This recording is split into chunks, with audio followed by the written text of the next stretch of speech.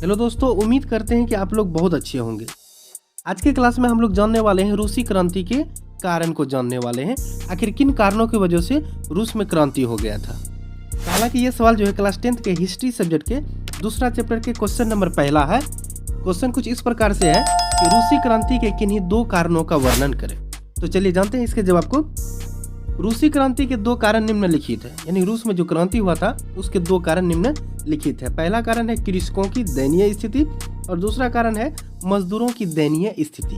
तो चलिए सबसे पहले हम लोग कृषकों की दयनीय स्थिति के बारे में जान लेते हैं। देखिए, रूस में जनसंख्या का बहुसंख्यक भाग कृषक ही थे, यानी रूस में जनसंख्या का बहुत सारे भाग ऐसे थे जो कि किसान ही थे, परंतु उसकी स्थिति अत्यंत दयनीय थी। लेकिन किसानों की स्थिति बहुत ज्यादा खराब थी। 1861 ईस्वी में जार अलेक्जेंडर द्वितीय के द्वारा कृषि दास्ता समाप्त कर दिया गया था। जार अलेक्जेंडर द्वितीय के द्वारा 1861 ईस्वी में जो है कृषि दास्ता समाप्त कर दी गई थी, परंतु इससे किसानों की स्थिति में कोई सुधार नहीं हुआ। लेकिन इससे किसानों की स्थिति में किसी भी तरह का सुधार नहीं हो पाया।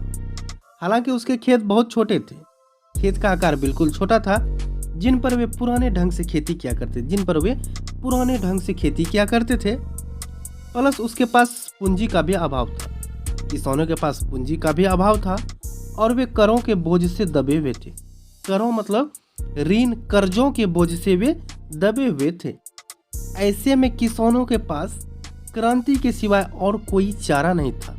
ऐसे में किसानों के पास जो है क्रांति के अलावा और कोई चारा ही नहीं था, जिसकी वजह से रूस में क्रांति करना पड़ा। किसको? किसानों को। ठीक है, समझ गए ना आप लोग?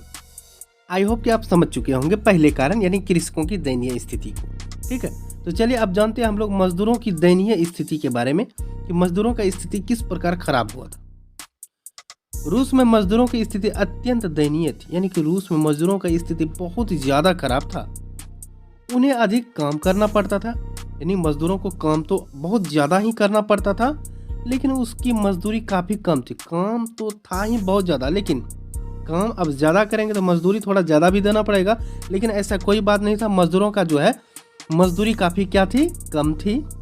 उसके साथ दुर्व्यवहार भी किया जाता था, यानी कि उसके साथ जो है दुर्व्यवहार मतलब उसके साथ जो है बढ़िया तरह से व्यवहार भी नहीं किया जाता था।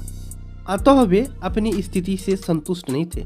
मजदूर अपनी स्थिति से संतुष्ट नहीं थे। मजदूरों को कोई राजनीतिक अधिकार नहीं थे, प्लस वहां पर मजदूरों को किसी भी तरह का राजनीतिक अधिकार भी नहीं था। अपनी मांगों के समर्थन में वे हड़ताल भी नहीं कर सकते थे।